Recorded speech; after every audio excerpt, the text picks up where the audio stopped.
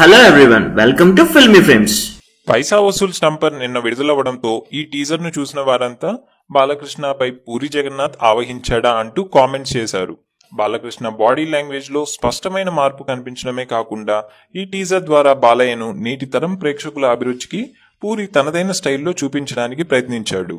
అయితే మాస్ ప్రేక్షకులను, ముఖ్యంగా నందమూరి అభిమానులను మెప్పించడానికి బాలకృష్ణతో పూరి జగన్నాథ్ పెద్ద మ్యాజిక్ చేయించాడు అన్న విషయం ఈ ట్రైలర్ ను చూసిన వారికి అనిపిస్తుంది.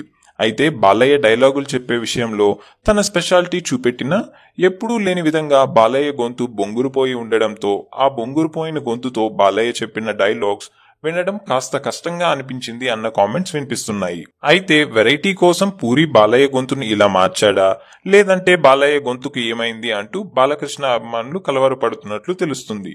ఈ మధ్య ఈ సినిమాకు సంబంధించి విదేశాల్లో షూటింగ్ జరుగుతున్నప్పుడు బాలయ్య గొంతు బొంగురుపోయింది అన్న వార్తలు వచ్చాయి. ఈ సమస్య నుండి బాలయ్య ఇంకా తేరుకోకపోవడంతో అతడి గొంతు ఈ టీజర్ లో ఇలా ఉంది అని బాలకృష్ణ అభిమానులు సరిపెట్టుకుంటూ ఉన్నా, సినిమాలో అంతా ఇదే తరహాలో బాలయ్య గొంతు వినిపిస్తే తట్టుకోగలమా అని బాలయ్య అభిమానులు మదన పడుతున్నట్లు వార్తలు వస్తున్నాయి.